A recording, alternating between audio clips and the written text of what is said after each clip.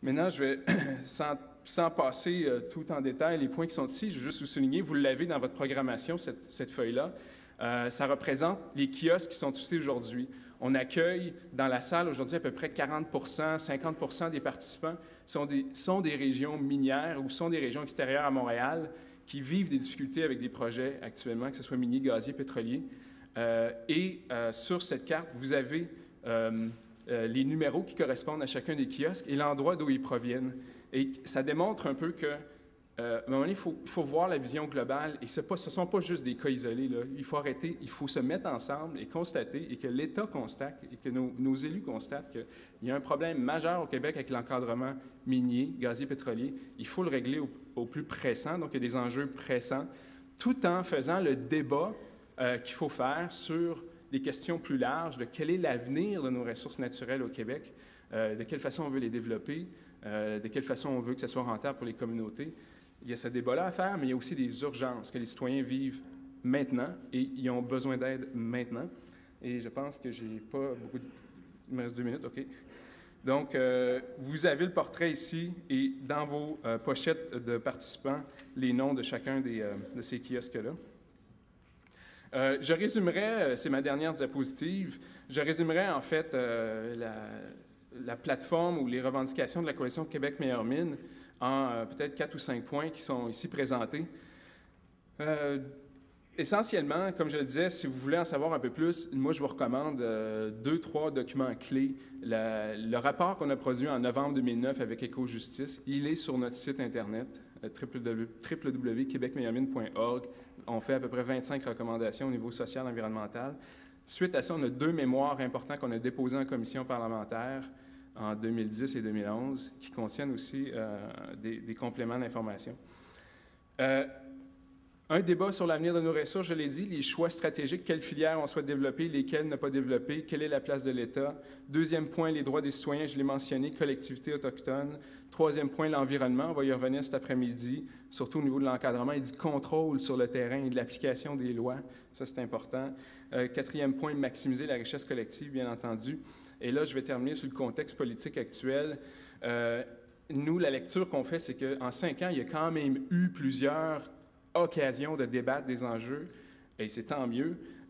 Il y a eu des moments forts. Le BAP sur le projet Malartic, il ne faut pas l'oublier, même ce rapport du BAP contient des recommandations importantes pour le gouvernement. Le BAP sur les gaz de schiste aussi a noté la désuétude de la loi sur les mines et la nécessité de l'arrimer avec des nouveaux principes, des nouvelles valeurs d'aménagement du territoire. Donc, il ne faut plus que la loi sur les mines ait préséance sur les autres usages.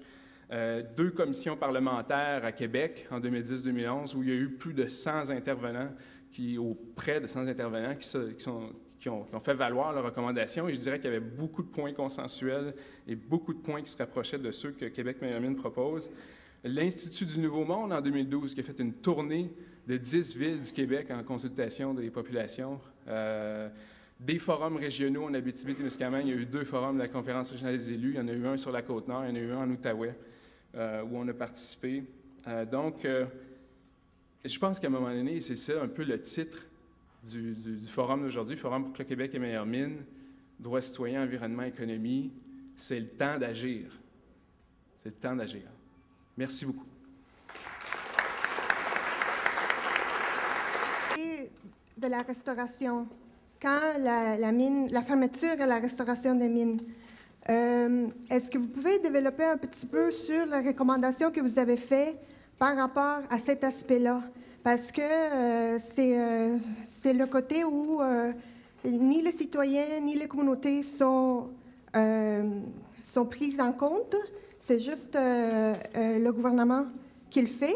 Et on sait bien qu'il n'y a pas suffisamment de personnel pour faire une inspection. Alors, je voudrais juste savoir, c'est quoi les recommandations que vous avez faites par rapport à la fermeture et la restauration qui s'est fait comme 10 ans après le début de toute une production et développement. Oui, je vais essayer de répondre rapidement. On pourrait développer beaucoup là-dessus parce qu'il y a plusieurs aspects, comme elle vient de le souligner dans sa question. Mais essentiellement, puis on va y revenir aussi cet après-midi, mais essentiellement, nous, ce qu'on recommandait au plus vite, c'est de colmater le trou béant là, qui était dans la loi, qui permettait à des minières d'ouvrir une mine sans verser de garantie financière avant presque la fin de la durée de la mine.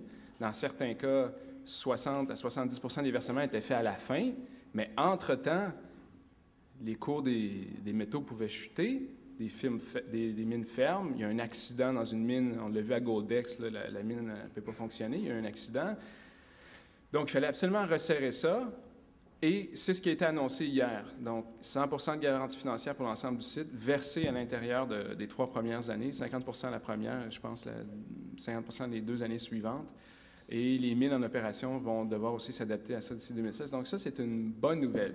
Maintenant, c'est sûr que dans le détail, il faut que les plans de réaménagement et de restauration passent par des consultations publiques, par des audiences du BAP dans le cas du sud du Québec ou des évaluations environnementales dans le nord du Québec, ce qui n'est pas le cas présentement. À Malartic, on n'avait pas le plan de réaménagement lors du BAP. On l'a eu à la dernière minute, on a eu un plan préliminaire. Et ça, c'est inacceptable. Donc, il reste encore à intégrer ça dans les évaluations environnementales, qui d'ailleurs ne sont pas obligatoires pour toutes les mines. On fait des évaluations environnementales pour les éoliennes et les aires protégées, mais pas pour les mines. Et ça aussi, ça fait partie du problème. Donc ça, c'est une réponse courte. Et pour ajouter, je pense qu'il y a une préoccupation qui avait été exprimée ces derniers temps. Il faut aussi que les communautés directement touchées participent dans l'élaboration de ces plans-là et peut-être même dans leur réalisation pour que ça reflète aussi un souhait local, régional. Puis sur la question du contrôle gouvernemental, on y revient dans un panel cet après-midi. Oui? Donc oui, j'ai une question à propos de la question avec une articulation entre le mouvement citoyen et la sphère politique institutionnelle. Vous avez dit qu'il y avait un grand écart entre la conscience collective qui est en train d'émerger, puis les partis politiques ou le pouvoir en place. Par exemple, est-ce que vous avez des liens, soit des affiliations, soit des recommandations à faire au niveau des partis politiques en place, au sens où Amir Kadir, par exemple, avait dit à Équiterre, à différents groupes environnementaux, soit de s'impliquer ou soit, disons, de faire une grille d'évaluation des différents programmes des partis politiques pour essayer de montrer, en fait, quel serait le score pour chaque parti politique, pour essayer un peu de guider les électeurs vers la solution qui respecte le plus le droit des citoyens, les questions environnementales, écologiques, sociaux, et ainsi de suite. Donc, je ne sais pas si la coalition serait prête à se mouiller un peu et essayer de montrer les partis politiques ou de faire des recommandations pour essayer d'éclairer les électeurs au niveau de la politique. Je suis content que vous posiez la question. On l'a fait. On l'a fait lors des dernières élections. Donc, on a envoyé un questionnaire à tous les partis. Hein? Je pense que c'était presque tout, peut-être pas tout, il y en avait quand même 15 partis. Là, on a envoyé, je pense, à 6 ou 7, c'est pas 8. Ils ont tous répondu. Tous. Sauf le Parti vert, étonnamment. Mais bon, ils ont tous répondu. Et on avait une grille d'analyse, exactement. On avait peut-être une dizaine de questions, puis des sous-questions. Donc, c'est quand même assez exhaustif. Puis, on a fait un score. Et les 3 les plus performants, là, sur toutes les dimensions, c'était Québec solidaire, Option nationale et Parti québécois. Donc là, c'est sûr que Parti québécois, on a des grosses attentes. Et notre cœur palpite. On ne sait plus trop où se donner la tête. Avant Noël, les signaux du début de mandat, on trouvait ça encourageant. Après ça, on a vu le budget. Oups là, et là, on a eu un électrochoc. Où c'est qu'ils s'en vont avec ça? Et en même temps, il s'est engagé, le Parti québécois, à adopter des mesures dites urgentes. Ça faisait partie de notre questionnaire dans les 100 premiers jours du mandat. Donc, il y avait une série, dont l'accompagnement des citoyens qui sont présentement problématiques, la restauration des sites qui a été annoncée hier, ça faisait partie des mesures urgentes. Et l'autre, c'était les évaluations environnementales pour chaque mine, avec consultation publique pour chaque mine. Ça, c'est l'autre mesure urgente, parce que les projets continuent d'avancer là, sur le territoire. Donc ça, il faut mettre ça en place tout de suite. Donc, c'est sûr que dans notre membership, chez nos citoyens et nos organismes, il y a une préoccupation, il y a un sentiment d'urgence qui n'est pas nécessairement senti de la même façon à Québec, pour toutes sortes de raisons, politiques, mais aussi peut-être de machines politiques, qui n'est peut-être pas à la même vitesse qu'on souhaiterait qu'elle soit. Donc, ça, moi, mon message, c'est j'encourage fortement les élus, les députés du Parti québécois et le gouvernement. Là, c'est le temps d'agir. Vous avez l'occasion, vous avez fait une campagne électorale où vous avez mis à l'avant-plan que vous étiez le parti qui allait réformer la loi sur les mines, les redevances, etc. Là, c'est le temps de le faire. Puis il faut se rappeler que le gouvernement du Parti québécois a été élu dans toutes les régions minières et le nord du Québec. C'est le Parti québécois qui a été élu. Puis il a été élu pas parce qu'il était gentil dans son discours, nécessairement avec les minières. Il a été élu parce qu'il dit qu'il allait changer les choses. Et nous, on le sait sur le terrain, je l'ai dit, je viens de l'Abitibi, on a des sondages aussi qui le montrent. Les gens dans les régions minières, la Côte-Nord, l'Abitibi, c'est un mythe à défaire, mais c'est pas juste des gens qui veulent la grosse job, la pièce. C'est des gens qui veulent aussi une qualité de vie, qui veulent un environnement sain, qui veulent que leur région prospère pour les générations futures. Ils savent que les mines, c'est des ressources non renouvelables. Mieux que quiconque, ils le savent, parce qu'ils travaillent dans les mines à ferme et ils n'ont plus de job. Donc ça, il faut déboulonner ce mythe-là. Les régions minières sont mobilisées actuellement, que ce soit Sept-Îles ou l'Abitibi-Témiscamingue ou même le nord du Québec. Et tout le Québec doit s'en rendre compte, et surtout le gouvernement du Parti québécois. Bon.